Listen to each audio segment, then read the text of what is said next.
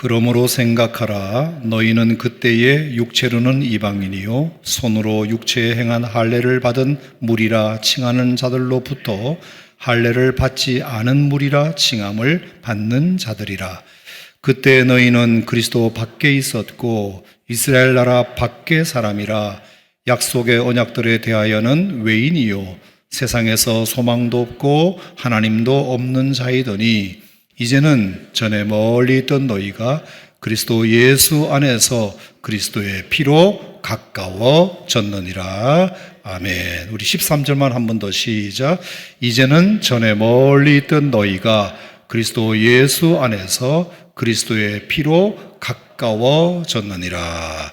아멘. 오늘 말씀의 제목은 그때와 이제는, 이런 제목으로 말씀을 좀 나누겠습니다. 자, 오늘 11절 말씀에 보면 그때에 이렇게 되어 있죠. 12절에도 보면 그때에 이렇게 시작하고 있고요. 13절에 보면 이제 이제는 이렇게 되어 있습니다. 자, 몇 주 전에도 제가 비슷한 설교를 했죠. 전에는 이제 이런 얘기 하면서 사실 이 에베소서에는 그런 게 비교가 몇 군데 나옵니다. 2장에만 해도 2장 2절에 또 그때에 이렇게 되어 있고 2장 3절에도 보면 전에는 이렇게 되어 있는 걸 보면 뭔가 지금 에베소서 2장은 무엇을 강조하려고 하는지를 감을 잡으셨을 겁니다. 전에는, 그때는 너희가 이랬었는데 이제는 이렇게 되었다는 것을 반드시 기억하라. 자, 이 이야기를 아마 에베소서가 강조하고자 하는 것 같습니다. 자, 재밌는 얘기 하나 하겠는데요. 자, 어떤 목사님이 기차를 타고 가는데 앞자리에 어떤 범상치 않게 생긴 사람이 자기에게 이제 말을 걸더랍니다. 자기가 점쟁이랍니다. 점쟁이. 범상치 않게 생겼다 싶더니 과연 이제 점쟁이라고 소개하고 하는 걸 들으니까 그런가 보다 생각했는데 이 사람이 이제 목사님을 가만히 쳐다보더니 당신이 나한테 25달러만 주면은 내가 당신의 과거와 현재와 미래를 내가 알아맞혀 주겠어. 나한테 25달러만 주면은 당신의 과거와 현재와 미래를 내가 알아맞혀 주겠다고 이렇게 목사님에게 얘기하니까 목사님 체면의 자존심에 그걸 허락할 수 없잖아요. 그러면서 이 양반아 이제 그러면서 내가 2배를 줄 테니까 25불이 아니라 50불을 내가 줄 테니까 나 스스로 내 과거와 현재와 미래에 대해서 답할 수 있는 기회를 줄 수 있겠어. 이렇게 이제 말을 했대요. 점쟁이가 알아맞혀 준다고 했는데 오히려 50불을 주면서 내 과거와 현재와 미래에 대해서 내가 답할 수 있는 기회를 줄 수 있겠냐. 그러니까 점쟁이가 그러라고 이러면서 그 대신 내가 2배로 50불을 줬으니만큼 내가 나의 과거와 현재와 미래를 답할 수 있는 기회를 줄 뿐만 아니라 내가 당신의 과거와 현재와 미래를 알아맞힐 수 있는 기회도 주시오. 이렇게 이제 목사님이 협상을 한 거죠. 자, 그러니까 이 점쟁이가 이제 50불도 받겠다 이러니까 그러면 한번 시작해 보시라고. 그래서 이제 이 목사님이 이제 기회를 얻었다 싶어가지고 그 포켓에 있는 신약 성경을 딱 꺼내서 에베소서 2장을 펼치게 했대요. 그러면서 그 사람에게 보여주면서 내가 읽으라는 대목을 한번 읽어보시라고. 그러면서 이제 에베소 2장을 이제 쭉 읽기 시작했는데 에베소 2장 1절, 2절, 3절을 이렇게 쭉 이제 점쟁이가 읽은 거예요. 자, 예를 든다면 그는 허물과 죄로 죽었던 너희를 살리셨도다. 그때 너희는 그 가운데 행하여 세상 풍조를 따르고 공중의 권세 잡은 자를 따랐으니 곧 지금 불순종의 아들들 가운데 역사하는 영이라. 전에는 우리도 다 그 가운데서 우리 육체의 욕심을 따라 지내며 육체와 마음에 원하는 것을 하여 다른 이들과 같이 본질상 진노의 자녀이었더니, 이렇게 읽었더니 그게 나의 과거였어, 이렇게 얘기한 거죠. 나는 당신이 읽은 것처럼 나는 그리스도 안에서 허물과 죄로 죽었던 사람이고 세상 풍조만 따랐던 사람이고 불순종의 아들이었고 욕심을 따라 살아가는 진노의 자녀였다. 이게 나의 과거였어. 이렇게 이제 점쟁이한테 얘기를 한 거죠. 그러면서 이제 4절과 5절을 또 읽어보라고 한 거예요. 긍휼이 풍성하신 하나님이 우리를 사랑하신 그 큰 사랑을 인하여 허물로 죽은 우리를 그리스도와 함께 살리셨고 너희는 은혜로 구원을 받은 것이라. 이렇게 읽었더니 그게 바로 나의 현재요. 이렇게 이제 말을 하게 된 거죠. 하나님의 긍휼과 사랑으로 말미암아 내가 은혜로 구원을 받았어. 그게 나의 현재요. 이렇게 말을 하면서 6절, 7절을 또 읽게 했습니다. 또 함께 일으키사 그리스도 예수 안에서 함께 하늘에 앉히시니 이는 그리스도 예수 안에서 우리에게 자비하심으로써 그 은혜의 지극히 풍성함을 오는 여러 세대에 나타내려 하심이라. 이게 나의 미래요. 이렇게 말을 한 거죠. 1절부터 3절까지는 나의 과거요, 4절, 5절은 나의 현재요, 6절, 7절은 나의 미래요. 그래서 나도 이제 이 다음에 죽으면 하늘에 앉게 될 것이고 내 남은 사명은 그 은혜의 지극히 풍성함을 오는 여러 세대에 전하는 삶이 나의 미래가 될 것이요. 아멘입니까, 여러분? 자, 이렇게 목사님이 점쟁이를 한 방 먹였죠. 한 방 먹였어요. 나의 과거와 현재와 미래를 내가 스스로 답한다고 말씀드리지 않았어. 자, 그러면서 이제 말씀을 중단하지 않고 이제 내가 당신의 과거와 현재와 미래에 대해서 말씀해 주겠어. 내가 50불을 주었으니까. 그러면서 이제 11절, 12절을 읽게 한 거죠. 그러므로 생각하라. 너희는 그때의 육체로는 이방인이요 손으로 육체 행한 할례를 받은 무리라 칭하는 자들로부터 할례 받지 않은 무리라 칭함을 받은 자들이라. 그때 너희는 그리스도 밖에 있었고 이스라엘 나라 밖의 사람이고 약속의 언약에 대해서는 외인이요 세상에서 소망이 없고 하나님도 없는 자이더니 이것이 당신의 과거요. 이렇게 얘기를 한 거죠. 당신은 할례 받지 못한 사람이었고 그리스도 밖에 있던 사람이었고 소망도 없고 하나님도 없이 그렇게 살아왔다는 것을 나는 보지 않아도 잘 알고 있어. 그러면서 이제 13절부터 18절까지를 또 읽게 한 것입니다. 이제는 전에 멀리 있던 너희가 그리스도 예수 안에서 그리스도의 피로 가까워졌느니라. 그는 우리의 화평이신지라 둘로 하나를 만드사 원수된 것 곧 중간에 막힌 담을 자기 육체로 허시고 법조문으로 된 계명의 율법을 폐하셨으니 이는 이 둘로 자기 안에서 한 세 사람을 지어 화평하게 하시고 또 십자가로 이 둘을 한 몸으로 하나님과 화목하게 하려 하심이라. 원수된 것을 십자가로 소멸하시고 또 오셔서 먼 데 있는 너에게 평안을 전하시고 가까운 데 있는 자들에게 평안을 전하셨으니 이는 그로 말미암아 우리 둘이 한 성령 안에서 아버지께 나아감을 얻게 하려 하심이라. 이것이 당신의 현재가 되기를 바라오. 이렇게 얘기를 했다고 합니다. 그러면서 19절부터 22절을 나머지를 읽게 합니다. 그러므로 이제부터 너희는 외인도 아니요 나그네도 아니요 오직 성도들과 동일한 시민이요 하나님의 권속이라. 너희는 사도들과 선자들의 터 위에 세움을 입은 자라. 그리스도 예수께서 친히 모퉁이 돌이 되셨느니라. 그의 안에서 건물마다 서로 연결하여 주 안에서 성전이 되어가고 너희도 성령 안에서 하나님이 거하실 처소가 되기 위하여 그리스도 예수 안에서 함께 지어져 가느니라. 이것이 당신의 미래가 되기를 바라오. 하늘나라의 시민이 되기를 바라고 하나님의 권속이 되기를 바라고 당신 안에 하나님이 거하시는 처소가 하나님께서 처소를 당신의 삶에 이루어 가기를 바라오. 이렇게 얘기를 했는데 점쟁이가 어떻게 되었을까요? 네, 50불까지 받았겠다. 자기가 그 목사님의 과거와 현재와 미래를 알아맞혀 주려고 시비를 걸었다가 말을 걸었다가 오히려 혹 때려다가 혹 붙인 사람처럼 그 목사님의 권위 있는 성경 말씀에 꼬꾸라질 수밖에 없죠. 여러분, 이 에베소서 2장 말씀은 너무나 그래서 우리에게 명명백백한 우리의 과거, 그리고 우리의 현재, 그리고 우리의 미래를 정확하게 두 번씩이나 보여주는 아주 중요한 말씀이에요. 1절부터 3절은 나의 과거요, 4절부터 5절은 나의 현재요, 6절부터 7절까지는 나의 미래요, 또 한 번 11절, 11절부터는 나의 과거요, 13절부터 18절까지는 나의 현재요, 19절부터 22절까지는 나의 미래다.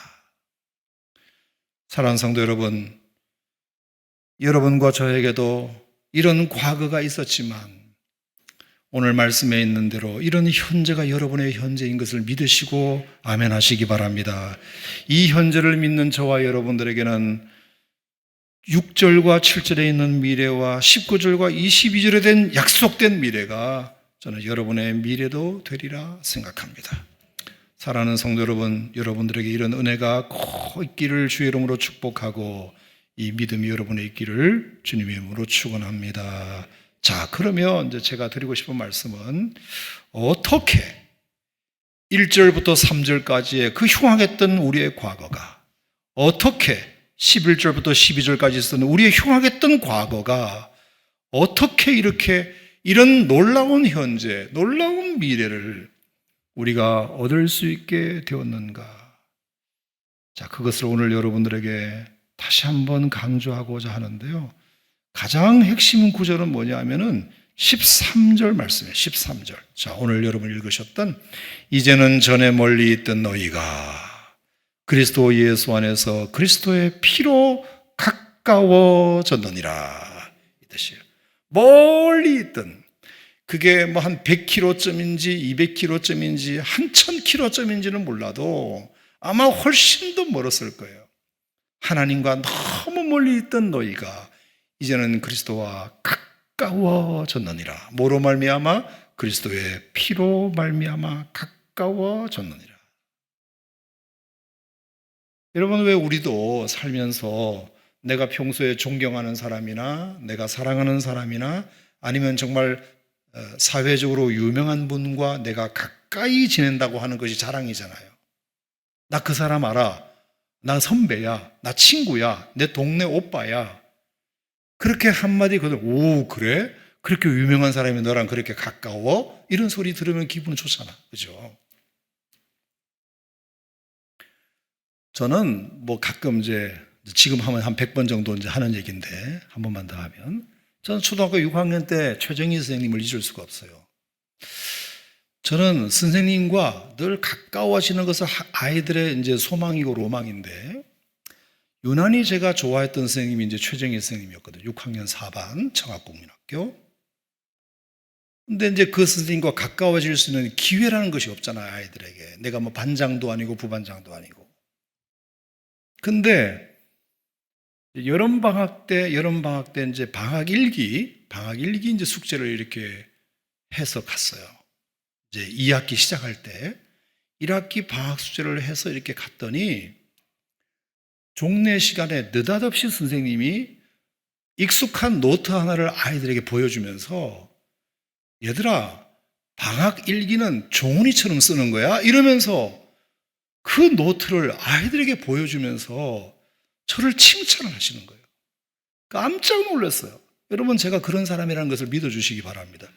그래서 그 얘기를 하는데 너무 이게 생각지도 않은 칭찬을 받으니까 애들이 이제 방학 일기를 그냥 대충 이렇게 쓰는데 저는 그래도 나름 성실하게 썼나 봐요. 그러니까 방학 일기를 이렇게 하는 거라면서 그것을 이렇게 보여주는데 너무 이제 감격스럽잖아요, 제가.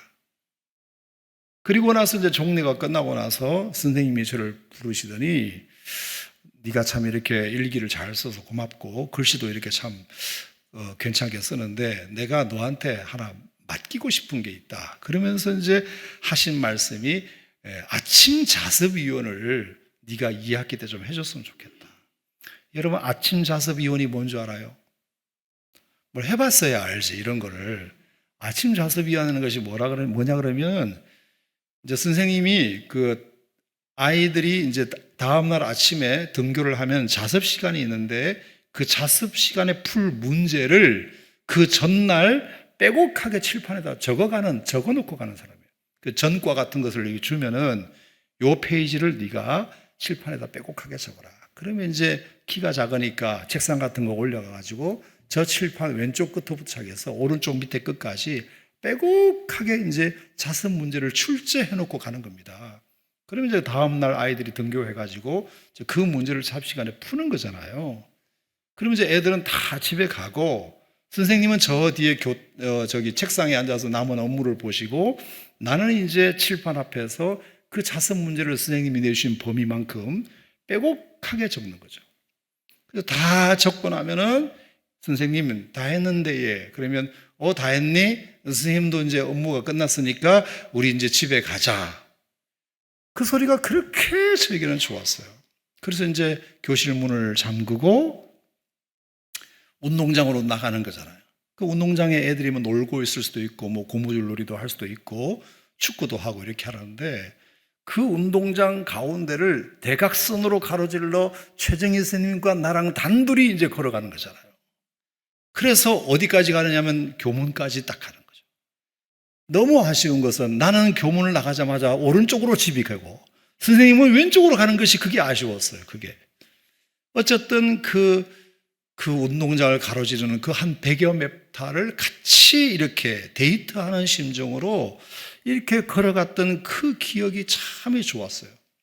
가끔은 선생님이 그 이제 뭐죠? 학교 앞에 아이스 캐키도 팔고 문방구도 많고 그래서 이제 아이스 캐키를 이제 하나 사주신 적이 있어요. 아유 얼마나 맛있는지. 아이스 캐키 알아요? 통에 이렇게 쑥 넣어가지고 하는. 그래서 내가 반장도 아니고 부반장도 아니고 무슨 뭐 줄반장도 아닌데 어쨌든 그 선생님과 한 학기 가깝게 지내고 인정받았다는 것이 그렇게 진한 추억으로 남아있어요. 물론 거의 이제 6학년 이야기 끝날 때쯤에 이상한 소문이 들었어요. 6학년 2반에 담임선생님이 남자인데 그 선생님하고 썸씽이 있다는 얘기를 듣고 어떻게 실망을 했는지 모르겠어요. 네. 어떻게 된지 내가 모르겠어요. 졸업하고 나서 결혼을 하셨는지 모르겠지만 어쨌든 간에 6학년 2반 선생님을 내가 별로 안 좋아했는데 그 선생님과 썸씽이 있다는 소문이 학교에 파다하면서 내가 별로 좋아하지 않게 됐지만 자 중요한 것은 한 학생이 40-50명 있는 반에서 그래도 어쨌든 선생님과 가까이 지낼 수 있다는 그 영광이 되게 내 마음을 뿌듯하게 했는데 하물며 죄인인 우리가 거룩하신 하나님과 가까워졌느니라. 우리의 피조물인 우리가 하나님의 창조주이신 우리와 가까워졌느니라. 하나님의 아들 예수님과 우리가 가까워졌느냐 이 표현은 얼마나 감동이 되는지 몰라요. 더구나 오늘 11절 12절 말씀에 보면은 우리가 절대로 예수님과 가까워질 하나님과 가까워질 수 없는 관계였다. 뭐라고 되어 있죠? 우리는 이방인이었고 무할례 당이었고 그리스도 밖에 있었고 약속으로부터는 외인이고 소망도 없고 하나님도 없는 자였다. 하나님과 가까워질 수 있는 어떤 요소와 조건이 우리에게는 없었음에도 불구하고 신분으로 봐도 위치로 봐도 생각으로 봐도 자격으로 봐도 하나님과 가까워질 수 있는 그 어떤 매개도 없는데 하나님께서 그리스도의 피가 뭔지는 몰라도 그 피로 말미암아 우리가 하나님과 가까워질 수 있었다는 것은 얼마나 우리에게 큰 은혜인지 몰라요. 여러분 이것이 하나님의 은혜인 줄 믿으시기 바랍니다. 진짜 하나님의 은혜라는 것을 믿으시기 바랍니다. 자, 여러분이 이제 아멘 소리가 좀 더 이 다음에 더 커질 것을 기대하면서 제가 설명을 좀 드리겠는데, 자, 이게 얼마나 어려운 일인지를 제가 이제 설명을 드려보려고 그래요. 자, 먼저 히브리서 10장을 한번 찾아보겠습니다. 히브리서 10장. 자, 히브리서 10장을 보면은 여러분 다 지금 제가 이렇게 하는 얘기가 복음을 전하는 겁니다. 그건 설교가 아니에요. 히브리서 10장. 교회는 복음을 전하는 곳이죠. 자, 히브리서 10장 19절, 20절. 자, 이게 어느 정도에 가까워졌냐를 좀 실감나게 제가 이제 표현을 좀 해보려고 하는데요. 자, 19절, 20절에 이런 말이 나와요. 자, 19절, 20절. 히브리서 10장 시작. 그러므로 형제들아, 우리가 예수의 피를 힘입어 성소에 들어갈 담력을 얻었나니 그 길은 우리를 위하여 휘장 가운데로 열어놓으신 새로운 살 길이요 휘장은 곧 그의 육체니라. 이렇게 설명되어 있어요. 자, 예수 그리스도의 피를 힘입어 우리가 어디에 들어갈 담력을 얻었다고요? 성소에 들어갈 담력을 얻었다. 자, 개역개정이 다 좋은데 한 가지 이런 부분이 좀 아쉬운 부분이에요. 이 성소는 정확하게 말하면 지성소예요. 지성소라는 번역이 맞는 말이에요. 그러니까 우리가 예수의 피를 힘입어 지성소에 들어갈 담력을 얻었나니 그 길은 우리를 위하여 휘장 가운데로 열어놓으신 새로운 살 길이요. 우리가 지성소에 들어갈 수 있게 됐다. 지성소에. 그리고 그 휘장을 지성소에 들어갈 수 있도록 하나님이 열어두셨다 이렇게 되어 있습니다. 평소에는 닫혀 있었는데 그 들어갈 수 있도록 휘장을, 지성소로 들어가는 휘장을 하나님이 열어 제껴 놓으셨다. 그게 뭐죠? 휘장은 그의 육체니라. 그렇게 되어 있어요. 예수님의 육체로 그 휘장 가운데서 열어놓으신 새로운 살 길이 열려서 우리가 지성소로 들어가게 되었다는 것입니다. 자, 이것이 어떤 사건을 가리키는 말인지는 여러분 잘 아실 거예요. 자, 누가복음 23장을 보겠습니다. 누가복음 23장. 자, 누가복음 23장에 보면, 자, 그 휘장이 어떻게 해서 열렸는지 성경이 이렇게 기록하고 있습니다. 누가복음 23장. 아니, 그 닫혀있던 휘장이 어떻게 열어졌지? 누가복음 23장 44절. 44절. 자, 44절, 45절 같이 읽겠습니다. 시작. 때가 제6시쯤 되어 해가 빛을 잃고 온 땅에 어두움이 임하여 제9시까지 계속하며 성소의 휘장이 한가운데가 찢어지더라. 이렇게 되어 있어요. 성소의 휘장이 한가운데가 찢어지더라. 그러면서 46절에 예수께서 큰 소리로 불러 이르시되 아버지여 내 영혼을 아버지 손에 부탁하나이다 하고 이 말씀을 하신 후 숨지시니라. 예수님께서 십자가에 피 흘려 돌아가시는 순간, 골고다 언덕에서는 예수님이 십자가에서 죽으셨고 그 순간 성소에 있는 휘장이 찢어지니라. 찢어지니라. 성소와 지성소를 가로막고 있는 두꺼운 휘장이 찢어져서 그 길이 열려버렸다. 그래서 우리가 지성소에 들어갈 수 있는, 그때부터 지성소에 들어갈 수 있는 자격을 얻게 되었다는 그 뜻입니다. 여러분, 이것이 그리스도의 피로 우리가 하나님과 가까워졌다는 말의 뜻입니다. 자, 여러분, 제가 그래서 이제 성전의 그 모형도를 잠깐 여러분에게 한번 보여드릴까 하는데요. 모형도. 자, 저게 지금 현재 이스라엘은 헤롯 성전의 단면, 뭐죠? 평면도라 그래야 되나? 그죠? 위에서 바라본. 자, 저 동글뱅이가 지성소예요. 지성소. 자, 지성소는 누구만 들어가느냐 하면은 대제사장만 들어갑니다. 그냥 일반 제사장은 아예 못 들어가고요. 대제사장만 들어갑니다. 자, 자격이 있어요. 그 다음에 때도 1년 365일 안식일만 들어가는 게 아니라 1년에 딱 한 번, 욤키푸르라 그래가지고 대속죄일날 딱 한 번만 들어가. 1년에 한 번만. 그러니까 시간도 정해져 있고 들어갈 수 있는 자격, 사람도 정해져 있습니다. 대제사장만 유일하게 1년에 딱 하루만 들어갈 수 있는, 저기가 하나님을 만나는 거룩한 장소죠. Most holy place, most holy place. 가장 거룩한 곳으로 알려진 가장 신성한 곳, 하나님을 만나는 장소, 지성소. 전부 다 금으로 만들어져 있고요.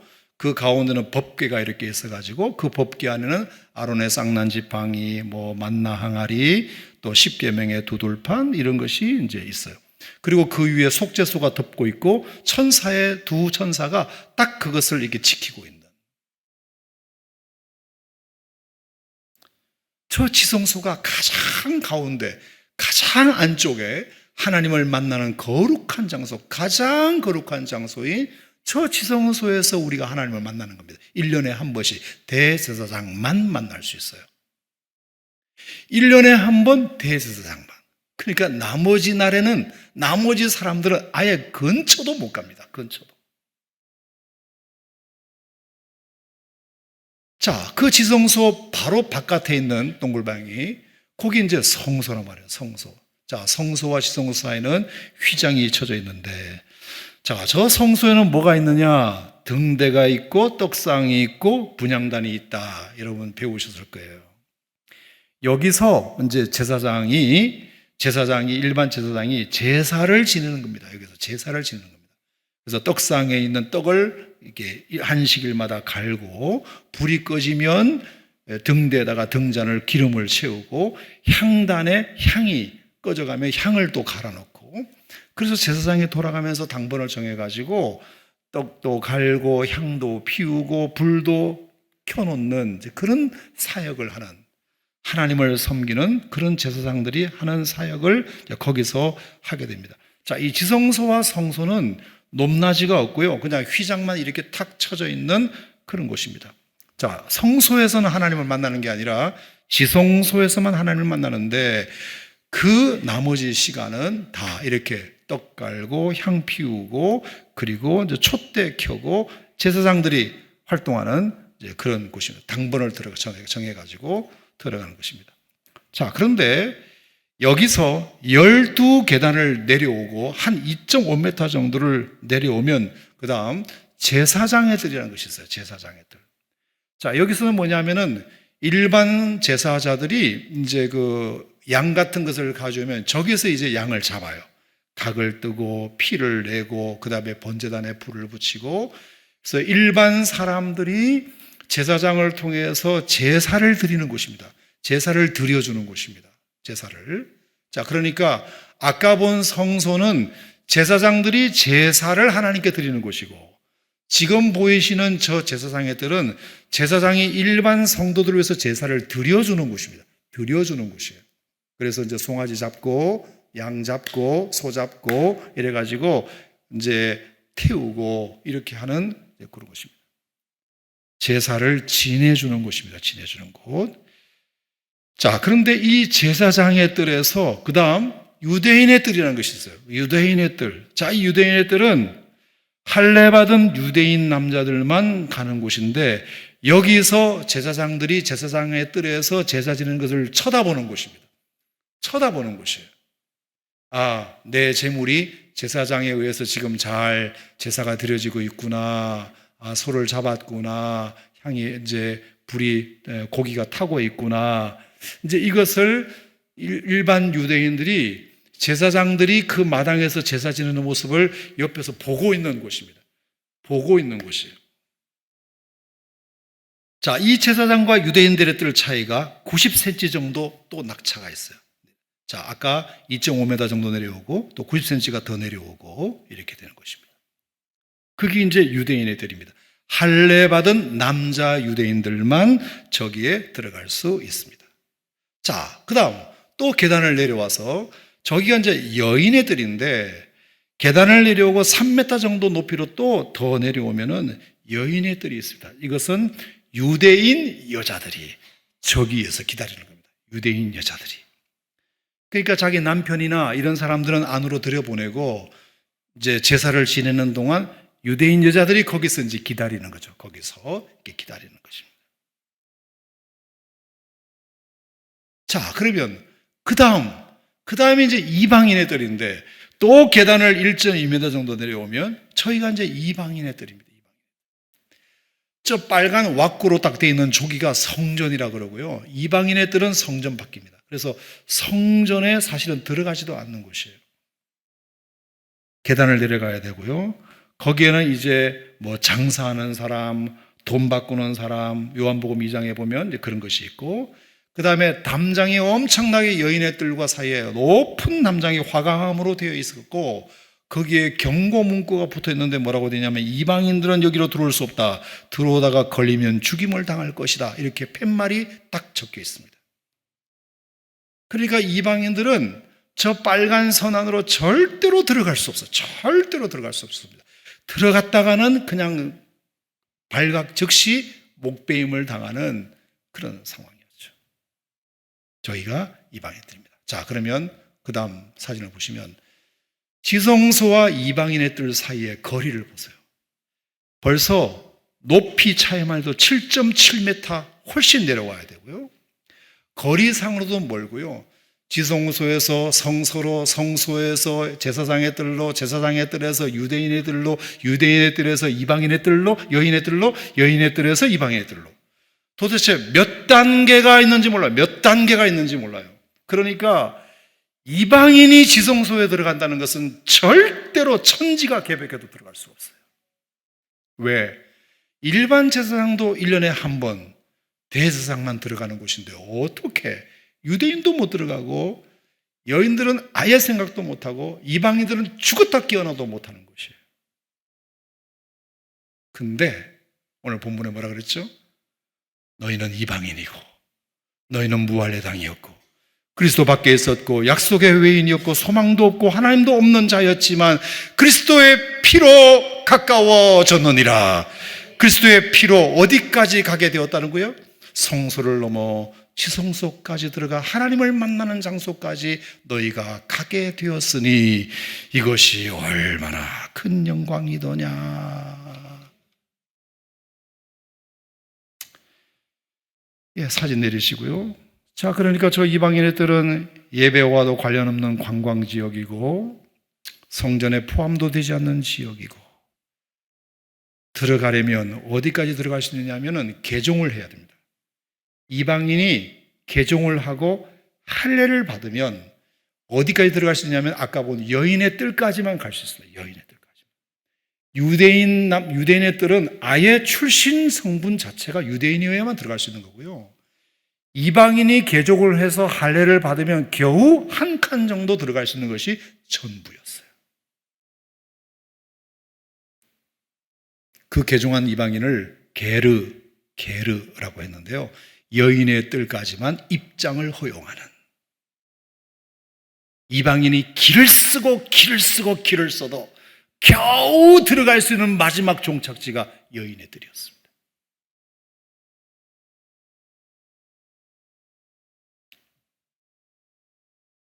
그래서 그것만으로도 그렇게 이방인들은 영광스럽게 여겼대요. 자, 성경에 보면은, 자, 룻기에 보면은, 자, 룻이 이제 모함 여자였는데, 자, 들으세요. 룻이 모함 여자였는데, 엘리멜렉과 나옴이라는 부부가 말론과 기럨이라는 두 아들을 데리고 흉년을 맞아서 모압 땅으로 이사 왔잖아요. 근데 모압 땅에 오자마자 엘리멜렉 죽고 말론 죽고 기럨 죽고 며느리 둘은 얻었는데 다 과부가 돼버린 거죠. 그래서 이 나오미 시어머니가 너무 미안해가지고 내가 이스라엘 고향으로 돌아갈 것이니까 너희들도 팔자 고쳐라. 그래서 오르바하고 룻하고 팔자 고치라고 허락을 했는데도 불구하고 오르바는 돌아가는데 룻은 안 가겠다고 했잖아요. 그러면서 어머니를 붙들고 뭐라고 말했냐면은 어머니 나보고 돌아가라고 하지 마세요. 이제부터 어머니가 가시는 곳에 나도 가고 어머니가 머무는 곳에 나도 머물 것이며 어머니의 하나님이 나의 하나님이 되실 겁니다 라는 말 사이에 뭐가 들어있냐면 어머니의 백성이 나의 백성이 되고 라는 말이 있어요. 기억나죠? 그러니까 어머니의 하나님이 나의 하나님이 되는 전 단계가 뭐냐? 반드시 밟아야 할 단계가 뭐냐면 어머니의 백성이 나의 백성이 되는 이 단계를 거쳐야 돼요. 하나님을 만나는 것은 그 다음이고 반드시 중간 단계를 거쳐야 되는 것이 이방인들이 할 수 있는 최선이었어요. 열왕기하 5장에 보면 나하만 장군이 문둥병에 걸려가지고 나병에 걸려가지고 참 고생을 많이 했는데 이스라엘에서 잡아온 계집 중 하나가 저희 이스라엘 땅에 가면 엘리사라는 선지자가 계신데 그분이 굉장히 영험하셔서 아주 우리 장군님의 병을 한 방에 치료하실 수 있을 겁니다라는 그 말에 혹해가지고 갔잖아요. 그래서 요단강에서 7번 목욕을 하고 나왔단 말입니다. 요단강에서 7번 목욕하고 나으니까 나하만 장군이 너무 감격해가지고 너무 기뻐서 무슨 일을 하느냐 하면 내가 다시 이제 아람나로 돌아가면 이방신에게 절대로 절하지 않고 하나님 여호와 하나님에게만 내가 경배하겠습니다. 이렇게 약속을 하면서 뭐를 가지고 가느냐? 이스라엘 땅에 흙을 퍼가요. 흙을 퍼갑니다. 흙을 퍼갔다는 말은 뭐냐면 내가 이제 비록 이방 나라에 살지만 유대인이 되겠습니다. 이 뜻이에요. 유대인이 되겠습니다. 그러니까 하나님을 믿는 것도 무엇이 전제되느냐 하면은 이방인이 개종을 해서 유대인이 되는 것이 먼저 선행이 되어야 그 다음에 하나님을 믿을 자격이 있다는 겁니다. 여러분 에스더도 마찬가지예요. 에스더가 아하수에로 왕의 왕비였는데 그 아하수에로 왕 신하 중에 하만이라는 이상한 놈이 하나 있었어요. 그래서 모르드게를 아주 싫어해가지고 어쨌든 모르드게를 잡아 죽이려고 하다가 이제 하만이 오히려 거꾸로 당하는 이런 일이 있었잖아요. 그래서 민족이 하마터면 위험에 처할 뻔했는데 하나님께서 기적적으로 그래서 에스더가 기도하고 모르드게가 그렇게 해가지고 이 민족이 구원을 받았단 말입니다. 그걸 이제 불임절이라고 그래요. 불임절. 그래서 그 이방인들이 그 사실을 알고 너무 감격해서 에스더 8장 17절에 보면 뭐라고 되어 있냐면 유대인이 되고자 하는 자들이 많더라 이렇게 되어 있습니다. 비록 유대인들이 페르시아에 붙들려 온 종들이지만 하나님께서 그렇게 기가 막히게 역사하시는 것을 보고 이 이방인들이 유대인이 되고자 하는 유대인으로 개종하려고 하는 사람들이 그렇게 많더라 이렇게 되어 있습니다. 자, 이 일련의 세 가지 예를 들어보면 무슨 얘기냐면 이방인들이 하나님을 믿고 싶어도 믿을 수가 없어요. 무슨 단계를 반드시 거쳐야 되냐면 유대인부터 먼저 돼야 돼요. 유대인이 먼저 되어야 그 다음에 하나님을 믿을 수 있는 자격이 주어지는 겁니다. 여러분 지금으로 생각하면 아무것도 이게 참 이해가 안 되지만 그 당시 구약 성경 시대에는 그만큼 유대인이 하나님을 믿는다는 것은 있을 수 없는 일이었고 반드시 유대인이 되어야만 하나님을 믿을 수 있는 자격이 주어졌습니다. 그것도 겨우 여인의 뜰 정도 들어갈 수 있는 자격이 주어져요. 그런데 이 사람들이 유대인의 뜰에 들어간다? 그 사람이 제사장의 뜰에 들어간다? 그 사람이 성소에 들어간다? 아니 지성소에 들어간다? 있을 수 없는 일입니다.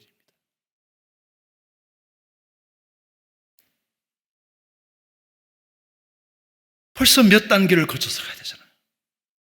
이방인이 개종을 하면 겨우 여인의 뜰에 들어갈 수 있고 아예 그 다음 단계는 아예 갈 수도 없는 아무리 공을 쌓아도 공덕을 쌓아도 그런데 오늘 저와 여러분 읽으신 성경 말씀이 뭐라고 되어 있죠?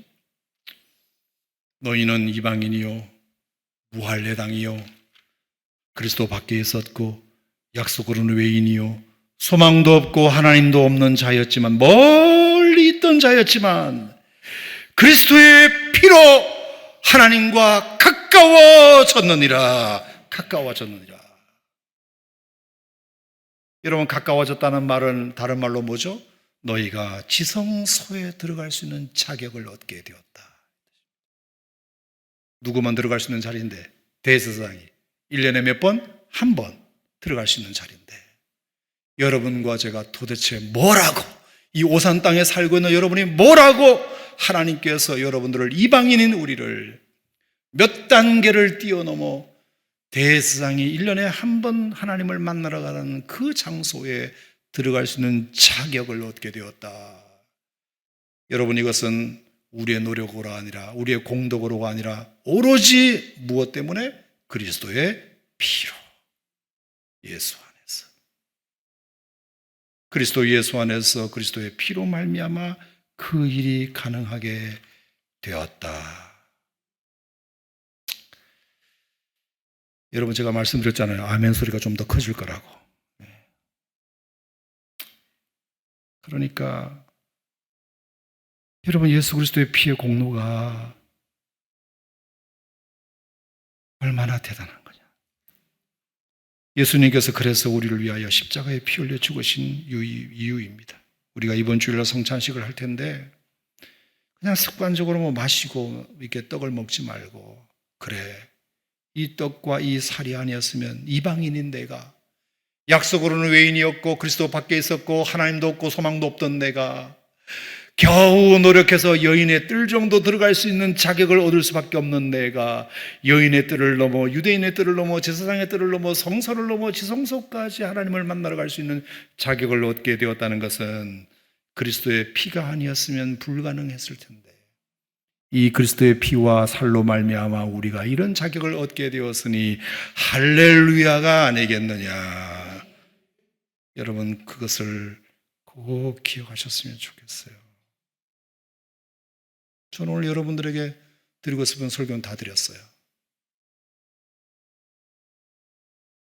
여러분, 우리가 신앙생활 하면서 찾고 잊고 사는 것이 이런 부분이에요. 내가 받은 구원이 얼마나 감격스러운 것인지를 잃어버리니까 자꾸 엉뚱한 데 관심을 막 갖고 그래요. 오늘 에베소서가 우리에게 강조하는 이 말씀을 여러분이 꼭 기억하셔서 그리스도의 피로 우리가 가까워졌느니라. 자, 그래서 이제 하나님을 지성소에서 우리는 만나는 거예요. 자, 우리가 예배하는 처소가 지성소란 말입니다.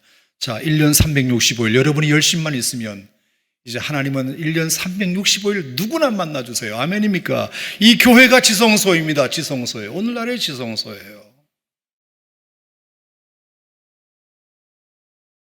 그래서 우리가 하나님 앞에 나아가면 하나님이 용서해 주시고 우리를 품어주시고 우리를 위로해 주시고 우리에게 말씀해 주시고 우리의 마음을 알아주시고, 내가 입술로 고백하는 것은 물론이고 내 마음의 소원까지도 하나님이 탁 캐치하셔서 네가 마음이 힘들구나, 네 마음에 이런 소원이 있구나, 알았어. 작은 신음소리까지도 하나님은 외면치 않으시고 우리에게 귀를 기울여 주실 수밖에 없는 것은 그만큼 하나님과의 거리가 가까워졌기 때문입니다. 그러니까 들리는 거예요. 너무 가까우니까 느껴지는 겁니다. 숨소리도 들리고 그 표정도 읽을 수 있고, 멀리 있으면 소리만 들려요. 하지만 가까이 있으면 표정도 읽을 수 있잖아요. 그리고 그 마음도 느껴지잖아요. 그 분위기도 느껴지잖아요. 자, 그렇다면 여러분과 저도 하나님 우리와 가까이 계시다면 우리도 그렇게 해야 되겠죠. 우리가 가까이에서 하나님이 하시고자 하시는 일을 좀 봤으면 좋겠고, 하나님이 하시는 말씀을 좀 들었으면 좋겠고, 하나님의 마음을 좀 느꼈으면 좋겠어요. 가까이 있는 사람만 가능해요. 멀리 있으면 마음은 그냥 소리도 안 들려. 뭐 하는지도 몰라. 관심도 없어. 하나님의 지금 이 시대에 하나님께서 우리 교회를 통해서 하나님이 이 역사 가운데 어떤 일을 하시는지를 여러분의 눈으로 보려면 하나님과 가까이 있어야 보여요. 하나님의 말씀이 들리면 하나님과 가까이 있어야 들려요. 하나님의 마음이 느껴지려면 하나님과 가까이 있어야 느껴져요. 저 오산에서 수원에 있는 사람의 마음이 어떻게 느껴져요? 보이지도 않는데. 저는 여러분이 주님과 좀 가까이 계시기를 바랍니다. 좀 가까이. 주님의 마음이 느껴지도록. 그래서 여러분이 한번 여러분 스스로를 점검해 보세요.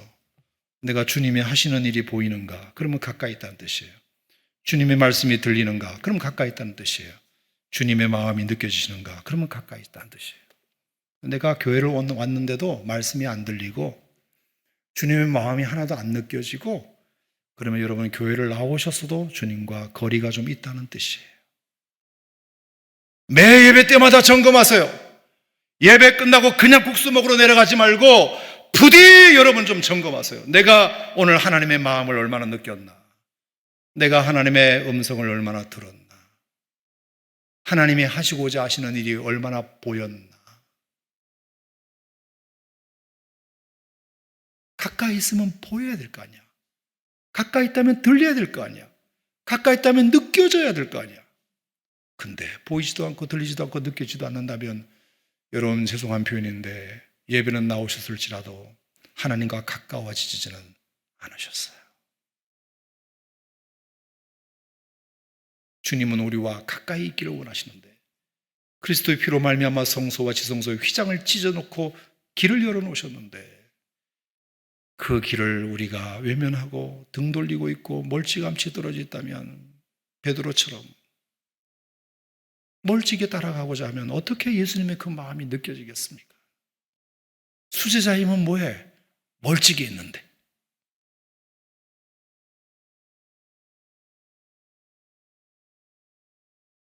오늘 말씀의 핵심은 주님과 좀 가까이 계셔라. 가까이. 사역자인 저도 설교는 이렇게 하지만 늘 하나님 앞에 그런 회개가 될 때가 있어요. 내가 하나님과 얼마나 가까이 있는가, 하나님의 마음을 얼마나 느끼고 있는가, 하나님의 음성을 내가 얼마나 듣고 있는가, 하나님이 하시는 일을 얼마나 보고 있는가. 우리 모두 렛대로 다 떼고 신분 다 떼고, 하나님이 가장 기뻐하는 사람은 하나님과 가장 가까이 있는 사람이다. 주님, 제가 오늘 이 밤에 주님과 요만큼이라도 더 가까이 가게 해주세요.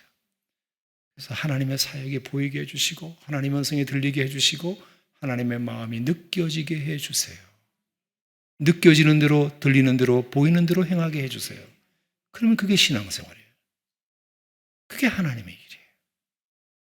근데 느껴지도 않는데, 들리지도 않는데 마구잡이로 하잖아요. 그건 자기 일을 하는 거지 하나님 일을 하는 게 아니에요. 하나님의 마음이 느껴지고, 하나님의 생각이 알아차려지고, 하나님의 음성이 들려지면 하나님의 뜻대로 행할 거 아닙니까? 근데 그게 안 느껴지고 안 들리니까 자기 마음대로 하나님의 일을 빙자하여 그렇게 하나님의 영광에 하나도 도움이 안 되는 거죠. 오늘 우리가 찬송을 주께 가까이 날 이끄소서라는 노래를 부를 텐데요, 여러분들이 오늘 이 시간 하나님 앞에 그런 마음으로 우리가 주님과 어떻게 가까워졌는지를 알고 이 가까운 관계를 더 유지할 수 있도록, 하나님, 제가 주님의 마음이 느껴지게 해주시고, 주님의 음성이 들려지게 해주시고, 주님의 사역이 보여지게 하여 주셔서 늘 주님께 가까이 가가는 우리들이 되게 해 주시옵소서. 여러분, 이런 기도의 마음이 오늘 이 밤에 첫 번째 드리는 기도가 되시기를 축복합니다. 하나님 아버지, 감사드립니다. 이방인의 뜰에서 맴돌았던 저희들이 여인의 뜰도 아니고 유대인의 뜰도 아니고 제사장의 뜰도 아니고 성소도 아니고 대제사장이 1년에 딱 한 번만 들어간다는 하나님을 만나는 그 지성소에 감히 이방인이었던 우리가 들어갈 수 있게 된 것은 그리스도의 피가 아니었으면 불가능했으리라 생각합니다. 우리가 받은 은혜가 얼마나 큰 건지를 우리가 다시 알고, 우리가 하나님 앞에 이렇게 가까이 갈 수 있게 된 것이 가장 내가 이 땅에서 누릴 수 있는 영광 중의 영광이요, 은혜 중의 은혜요, 복 중의 복이요, 우리가 이것을 기억하게 하여 주셔서 주님께서 우리를 가까이 인도해 주신 그 은혜를 생각하고 주님의 마음을 느끼고 살고, 주님의 음성을 듣고 살고, 주님이 하시는 일을 보며 살아가는 우리들이 되게 하여 주시옵소서. 그럴 때 우리가 믿음이 주님을 닮아가고, 우리의 삶이, 우리의 인격이 주님을 닮아가는 거룩한 백성들이 될 줄로 믿습니다. 오늘 밤에 우리가 기도할 때 주님께 좀 더 가까이, 주님께 좀 더 가까이 나아가는 이 밤이 되게 하여 주시옵소서. 예수님 이름으로 기도합니다.